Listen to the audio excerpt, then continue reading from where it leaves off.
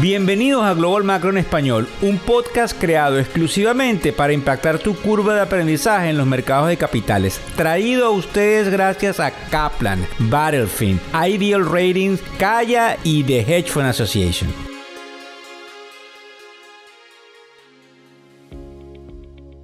Viernes 25 de agosto, vamos rápido, del año 2023. Buenas noches, buenas tardes, buenos días. Dependiendo de dónde escuchas el podcast de los afluentes, de lo que serían en inglés los High Net Worth Individuals, en español, que habla sobre la economía, de cómo te afecta directa o indirectamente. Fíjense bien, vamos a hablar de la movida en términos de indicadores que vamos a tener la semana que viene, que es muy importante, y también qué piensan algunos de los mercados. Máxime, cuando hace unos minutos atrás el presidente de la Reserva Federal, Jeremy Powell, habló desde un simposio económico en el estado de Wyoming, en los Estados Unidos, que se llama el Jackson Hole. También vamos a tomar algunos planteamientos que JP Morgan, la firma o el banco de inversión bien importante en los Estados Unidos, nos ha dejado saber con respecto al Bitcoin. Fíjense otras cosas que nos llaman muchísimo la atención, que van a estar viendo este fin de semana en prácticamente todos los medios de comunicación, es el hecho de que la compañía Zillow, Z-I-L-L-O-W,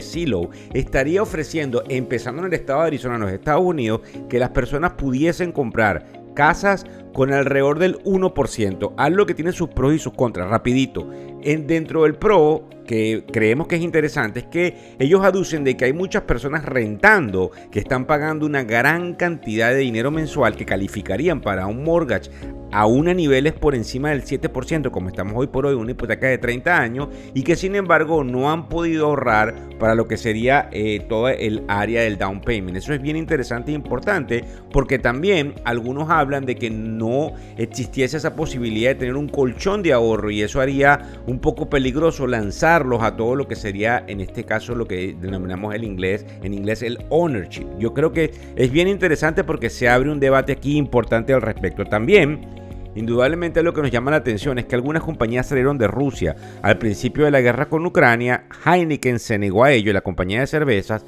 y lamentablemente en el Wall Street Journal hemos leído que el día de hoy ellos parecen ya haber dado a conocer que vendieron lo que sería la empresa de Heineken en Rusia por tan solo $1. Es decir, la perdieron.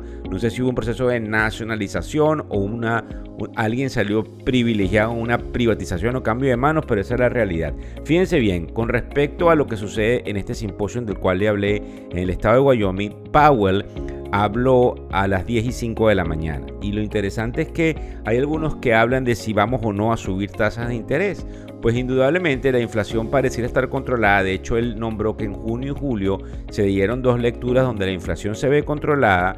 Pero en esta parte, cuando veamos hacia dónde va el mercado, vamos a tocar el tema de lo que está pasando en términos de salario. Máxime, cuando él dice que una de las cosas que les llama la atención a quienes están dentro de la Reserva Federal es el hecho de por cuánto tiempo van a seguir manteniendo las tasas de interés donde está, e inclusive se arriesga a decir, y es como lo resumen algunos medios de comunicación, de que ellos pudiesen seguir subiendo las tasas de interés. Máxime cuando nosotros sabemos que ya están altas con respecto a la inflación. Es decir, si la inflación está en el 3% y mi tasa es 5%, yo estoy 2% por encima de la inflación, lo que daría pie a una bajada. Ellos no creen eso de antemano porque siguen pensando que la inflación podría repuntar, al menos en el corto plazo. Ellos quieren cortar de alguna u otra manera el crecimiento que pudiese haber en términos económicos, y eso pasa por tratar de romperle el brazo al problema de la vivienda, al crecimiento de los precios, a la incapacidad de muchos de poder comprar casas a estos niveles por el precio de la vivienda, no solamente por el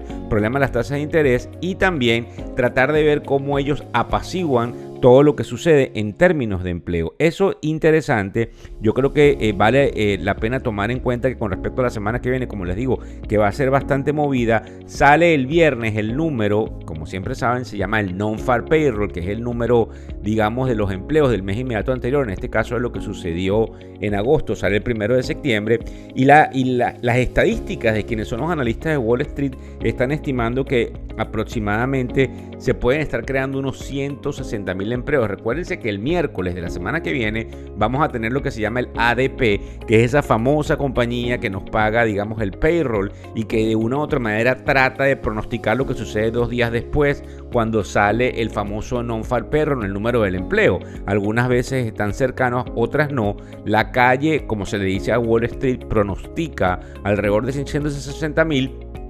Y recuérdense que en julio tuvimos 187.000. ¿Por qué es muy importante?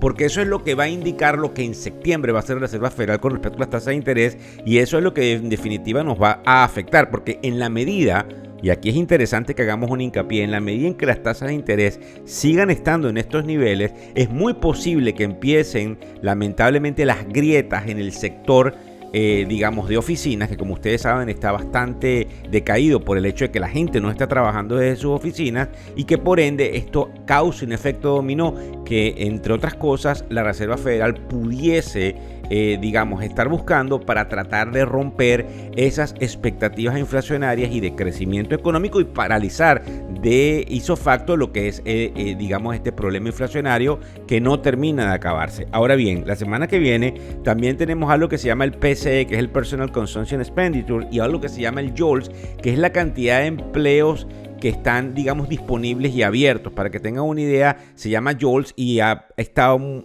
digamos, teniendo mucha importancia porque nos puede decir cómo los empleadores están o no teniendo plazas abiertas de empleo, y eso indica obviamente cómo está la economía. También en Europa tenemos lo que es el CPI, y en China, que como saben todo está interconectado, tenemos lo que se llama el PMI, que tiene que ver con toda la parte del purchasing de todos los, digamos, almacenes y industrias dentro del comercio chino, que como ustedes también saben, creo que lo han leído por ahí, no está muy bien, está de capa caída, lo que hace un poquito de efecto, digamos, de contra, digamos, propuesta a lo que está sucediéndose con algún crecimiento que estamos viendo en los Estados Unidos. Con respecto a lo que se piensa del mercado, caramba, nuestro amigo Tom Lee, que ha estado bastante claro, piensa que la caída del día jueves, que fue el día de ayer 24 de agosto en los mercados, como ustedes saben, el Nasdaq cayó casi el 2% vertiginosamente, él piensa que es una oportunidad para comprarlos. De hecho, cuando Powell se pronunció hace unos minutos atrás, el mercado estaba haciendo un rally, ya lo vamos a ver, el mercado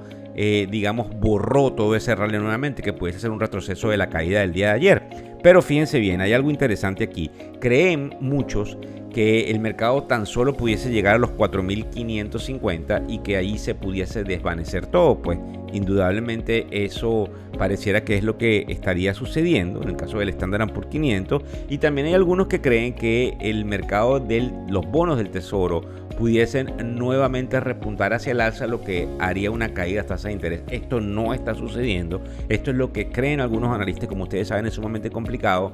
Nosotros desde la tribuna, digamos, seguimos llamando a la cautela porque nos parece un poco extraño el hecho de que el mercado haya subido tanto aún teniendo tanta cantidad de incertidumbre. Por supuesto no podemos tapar el sol con un dedo, y todo esto ha pasado gracias a los reportes de ganancias de las compañías, que en algunos casos han sido mejor de lo esperado, pero nos llama mucho la atención el hecho de que hay algunas presiones salariales, como por ejemplo hay un artículo que sale en lo que sería Reuters, el portal Reuters el día de hoy, donde dice que General Motors acordó subir los salarios a los trabajadores en una fábrica de baterías en Ohio. Eso es sumamente inflacionario. No sé si han leído, y nosotros lo hemos nombrado en la tribuna, lo que pasó con la compañía UPS, que dio unos salarios que llegan hasta $190,000 a quienes están manejando los camioncitos marrones de UPS, algo que es increíble de observar, y obviamente hay algunas presiones en Amazon y en otras compañías, producto de poder seguir teniendo el talento necesario para seguir, digamos, entregando el valor agregado que tienen todas estas compañías. Nos llama la atención esto porque obviamente esto es lo que la Reserva Federal quisiera evitar, para que ese aumento de salario no se traduzca en un aumento de precios trasladado al consumidor y que todos paguemos con la inflación. A esta hora vamos a ver lo que está pasando obviamente en los mercados. Son las 10:45 de la mañana, hora del este de los Estados Unidos, de este viernes 25. Sí, fíjense bien, el mercado arrancó en un alza importante y está cayendo, pues está, como diríamos, a niveles flat, es decir, se comió ese rally, y tanto el Standard & Poor's 500, que es el índice más representativo del mercado, como el Dow Jones, así como el Nasdaq, caen a las 10:45 de la mañana alrededor de 0.10 o 0.15% en promedio. Muy importante que a las 3 de la tarde, hora del este de los Estados Unidos, pareciera que va a hablar la presidenta del Banco Central Europeo, que es Jean Lagarde, y es importante que tomemos eso en cuenta porque nos dice por dónde va Europa, que en algunos casos tiene algunos vestigios de recesión, pero con inflación. Así que es bien importante saber si ahí el ciclo de subida de tasas de interés pudiese seguir haciendo de las suyas. Con respecto al Bitcoin, no me he olvidado, JP Morgan lanza de alguna otra manera un salvavidas a quienes están esperando cómo se comporta el Bitcoin. Para que tengan una idea, en este momento está en alrededor de los 25.900. Creo que llegó a tocar en algún momento del día de ayer por debajo de los 25.000, ya casi por encima de los 26.000, como le digo, 25.922 ahora mismo en tiempo real.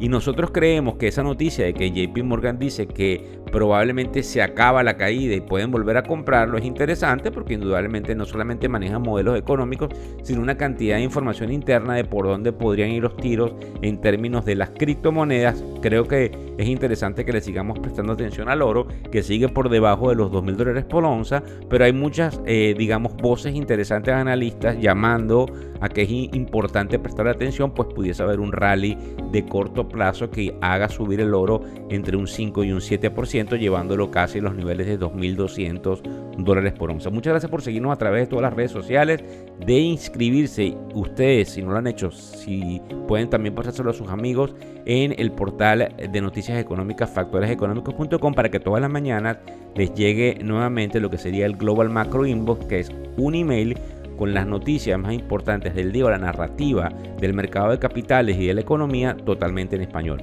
Muchísimas gracias. El podcast Global Macro y de Factores Económicos ofrece una visión global de los mercados de valores, y dicho análisis es producto de la compilación traída por diferentes fuentes de investigación de mercados institucionales.